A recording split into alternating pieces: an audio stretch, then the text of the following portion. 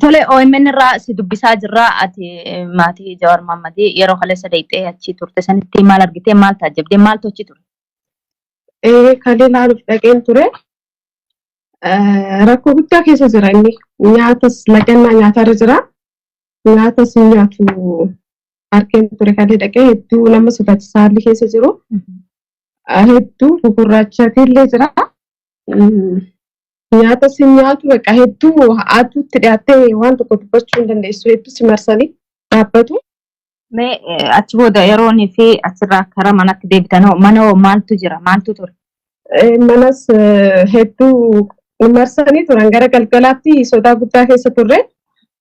Hedduu haala hamaa keessa jira manatti hedduu sodaachaa jira. Amma eefa baree maaltu jira ganama? Eefa baree nyaata geessinee waan jiru gaafannee turre balbalumarraa akka gabba'uu hin dandeenye nutti himanii gabbaa'us gar tokko socho'uu hin dandeessan jedhanii as darbus achi darbus akka hin dandeenyedha. Socho'uu hin dandeenyu waan takka nyaatas geessinee gaafachuu fi haala inni keessa jiru immoo waan takka hubannaa nuti qabnu hin jiru jechuudha. Mee yeroo achi deebi'e sanitti wanni sitti dhaammate jira maal dhaammannoon isaa? Wanni inni dhaammate nuti jiraannus duunus qabsoon uummata Oromoo ibtuu waan deemtu tokkummaadhaan uf duratti deemu akka qabdudha dhaamsi inni dhaammate. Baqqalaa Garbaa maalirra jira isoo akkamitti argite? Baqqalaa Garbaa gaafa silaa niitiin nyaata walumaan deeyne tasa gaafa inni akkana dhufu waan chaarku kiyya gaafa harkannaa baasanii ijarratti hedduu ija keessa dhaamee jira. Fuulli isaa gara ijaatiin gurraachatee itee jira. Laaluudhaaf immoo hedduu ulfaata gaafa silaa inni as dhufee haati warra isaa seentu naariyan naannoo sanii bahe asii jedhanii naariyanii laaluu hin dandeenye sanii oli akka reebameedha baqa hedduu reebamee jira fuula isaatiirratti ta'ee gurraachee jira. Haala gaddisiisaa keessa jiraannoo isaan hundi isaanii garuu. Galatoomeeyyee yaada nuuf ulfaadhu. Akkam jirta nagaa? Nagaa jirra nagaa. OMN irraan si bilbilaa jira mee maatii Jawaariyaati? Maatii Jawaariyaati. Haalli amma gartee mana Jawaar jiruu fi naannoo mana Jawaar jiru kaleessa galgalarraa kaasee waraanaan kan marfamee jiruu fi waraanni paatroolii sadiitu as bulee gabbaanee waabtachuu fi galullee akka hin dandeenye waraanni kun dhorkaa jira isaa ammaan kanatti jechuudha. Haala kanaa jira. Haga qoonqoodhaan adabamuu takkatti jirra jechuudha. Amma haalli bakka sana jiru hedduu yaachisaadhaa fi hanuma yaaddoo nama keessa jirra amma. Tole mee haalli inni keessa jiru yoo inni haala akkam keessa jira wanni quba qabdu jira? Kaleessa michiyyoo erginee turre uffataa fi kanallee akka geessuuf nyaatallee akka geessuuf manarraa erginee turre michiyyoon akka dheexee ilaaltee dhuftetti nyaata lagadheetiin jira. Nyaata akka irra didee fi uffata immoo irraa fudhatee nyaatas akka nyaanneetti hime fuulli isaa immoo hedduu akka gurraachome gaddi obboleessa isaadhaa Haacaaluu Hundeessaadhaa hedduu akka itti dhagahamee fi kanumarraan immoo deebi'ee akka dhaamsa wayii tokkotti dhaammatetti nutti himaa jirti michiyoon tuni. Dhaamsi itti dhaammate maal? Dhaamsi itti dhaammate gaafaan biyya tanatti galuu arrabbii xiyyaa fi uummata xiyyaaf dadhee akkaan galee dursee isinitti himeetiin jira. Uummanni Oromoodhaa qabsoo isaa tokkummaadhaan eeggatee akka itti fufachuu qabu akka itti dhaammatee nutti himti michiyoon galgala odeeffannoo gisee galgala naa kan jechuudha. Mee haala nagee sodaa keessa jirraa jettanii maatiin achi jirtanii mee dhaamsi uummataaf qabduu fi asuma wanni dabarfachuu qabu jettu yoo jiraate carraasii kannina? Ani wanni uummata Oromootiif uummata Oromoo bal'aa biyya keessa jiruu fi biyya alaa jiruuf illee dhaamuu barbaadu. Bakka hayyuun keenya ukkaanfamu jirutti bakka goonni keenya du'aa jirutti uummanni Oromoodhaa hula hulatti ganaa nu eeggatti. Oromoo bakka jirtu dammaqii ifeegi. Dammaqxee ifeeguu qofa osoo hin ta'in Oromoon gizee hunda kan ittiin du'a isaa himu qofa miti. Sa'aan du'a keenya fi gadda keenya boo'icha qofa itti himnu dhaabbachuu qabaan jaan wal dhaggeeffannee tokkummaadhaan diina nu deemu jiru kana birraa akka cabsinuun uummata Oromootiif dhaamuu barbaadan. Galatoomee ulfaadhu. Hayyee galatoomee.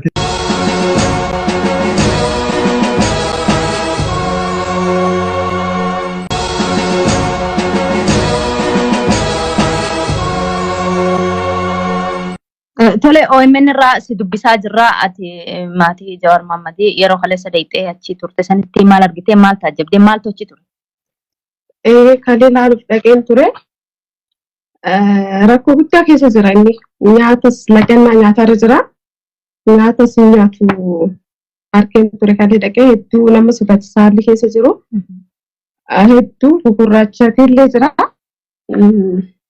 Nyaatas nyaatu bakka hedduu haatuutti dhiyaattee waan tokko dubbachuu hin dandeessu hedduu si marsanii dhaabbatu. Mee achi booda yeroonii fi achirraa karaa manatti deebitanoo mana maaltu jira maaltu ture? Manas hedduu marsanii turan gara galgalaatti sodaa guddaa keessa turre. Hedduu haala hamaa keessa jira manatlee hedduu sodaachaa jirra. Amma eefa baree maaltu jira ganama? Eefa baree nyaata geessinee waan jiru gaafannee turre. Balbalumarraa akka gabba'uu hin dandeenye nutti himanii. Gabba'us gar tokko socho'uu hin dandeessan jedhanii as darbus achi darbus akka hin dandeenyedha. Socho'uu hin dandeenyu waan takka nyaatas geessinee gaafachuu fi haala inni keessa jiru immoo waan takka hubannaa nuti qabnu hin jiru jechuudha. Mee yeroo achi deeyxe sanitti wanni sitti dhaammate jira maal dhaammannoon isaa? Wanni inni dhaammate nuti jiraannus duunus qabsoon uummata Oromoo ibtuu ban deebitu tokkummaadhaan uf duratti deemu akka qabdudha dhaamsi inni dhaammate. Baqqalaa Garbaa maalirra jira isoo akkamitti argite? Baqqalaa Garbaa gaafa silaa niitiin nyaata walumaan deeyne tasa gaafa inni akkana dhufu waan chaarku kiyya gaafa harkan na baasanii ijarratti hedduu ija keessa dhaamee jira. Fuulli isaa gara ijaatiin gurraachatee itee jira. Laaluudhaaf immoo hedduu ulfaata gaafa silaa inni as dhufee haati warra isaa seentu naariyan naannoo sanii bahe asii jedhanii naariyanii laaluu hin dandeenye sanii oli akka reebameedha baqa hedduu reebamee jira fuula isaarratti ta'ee gurraachee jira. Haala gaddisiisaa keessa jiraannoo isaan hundi isaanii garuu. Galatoomeeyyee yaadannoo kan ulfaadhu. Akkam jirta nagaa? Nagaa jirraa nagaa.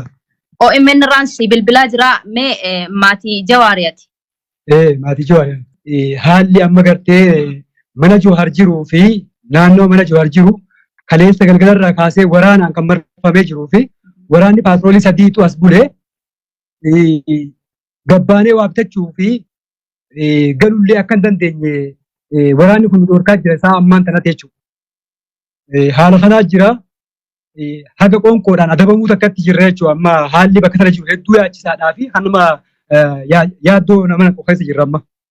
Tole mee haalli inni keessa jiru yoo inni haala akkam keessa jira wanni quba qabdu jira? Kaleessa michiyyoo erginee turre uffataa fi kanallee akka geessuuf nyaatallee akka geessuuf manarraa erginee turre michiyyoon akka dheexee ilaaltee dhuftetti nyaata lagadheetiin jira.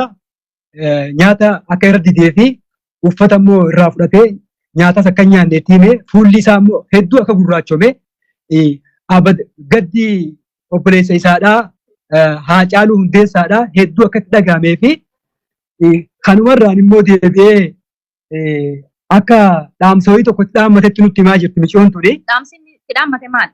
Dhaamsiin itti dhaammate gaafaan biyya tanatti galu arrabbii kiyyaa fi uummata kiyyaaf dadhee akkaan galee dursee isinitti himeetiin jira. Uummanni Oromoodhaa qabsoo isaa tokkummaadhaan eeggatee akka itti fufachuu qabu akka itti dhaammatee nutti himti michoon galgala odeeffannoo gisee galgala naa kan jechuudha. Mee haala nagee sodaa keessa jirraa jettanii maatiin achi jirtanii mee dhaamsi uummataaf qabduu fi asuma wanni dabarfachuu qabu jettu yoo jiraate carraasii kannina? Ani wanni uummata Oromootiif uummata Oromoo bal'aa biyya keessa jiruu fi biyya alaa jiruuf illee dhaamuu barbaadu. Bakka hayyuun keenya ukkaanfamu jirutti bakka goonni keenya du'aa jirutti uummanni Oromoodhaa hula hulatti ganaa nu eeggatti. Oromoo bakka jirtu dammaqii ifeegi. Dammaqee ifeeguu qofa osoo hin ta'in Oromoon gizee hunda kan ittiin du'a isaa himu qofa miti. Sa'aan du'a keenya fi gadda keenya boo'icha qofa itti himnu dhaabbachuu qabaan jedhan wal dhaggeeffannee tokkummaadhaan diina nu deemu jiru kana birraa akka cabsinuun uummata Oromootiif dhaamuu barbaadan. Galatoomee. Hayyee galatoomee.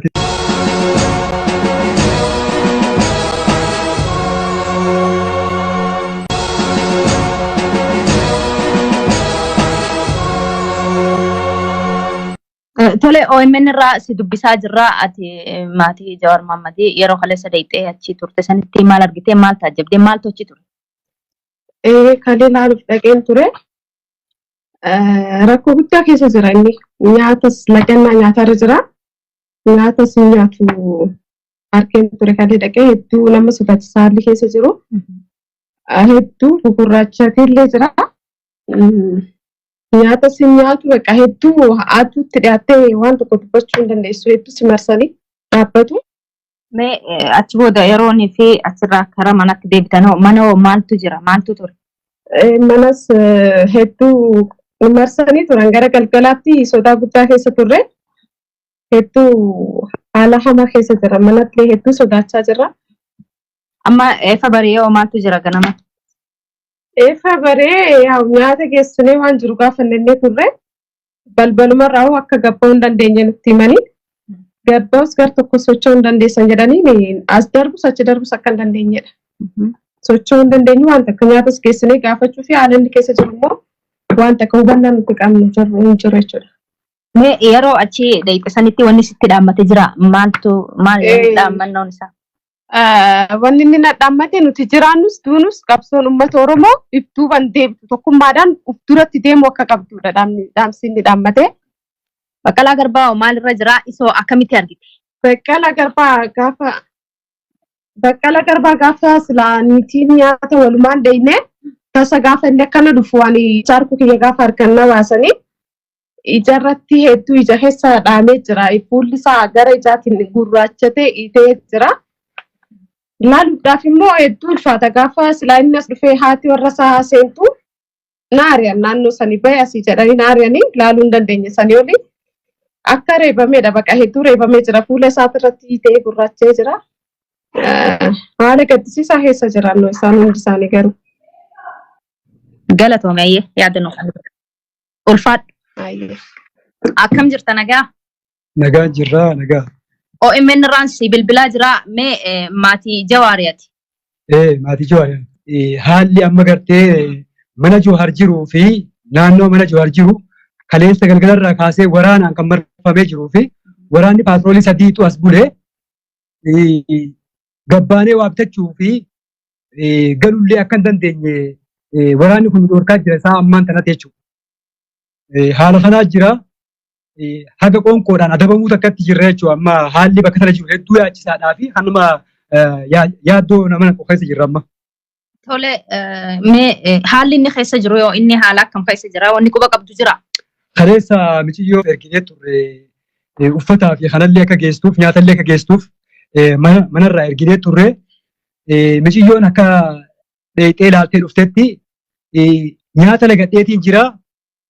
Nyaata akka irra didee fi uffata immoo irraa fudhatee nyaatas akka nyaanneetti himee fuulli isaa immoo hedduu akka gurraachome gaddi obboleessa isaadhaa Haacaaluu Hundeessaadhaa hedduu akka itti dhagahamee fi kanumarraan immoo deebi'ee akka dhaamsa wayii tokko itti dhaammatetti nutti himaa jirti michiyoon tuni. Dhaamsi itti dhaammate maali?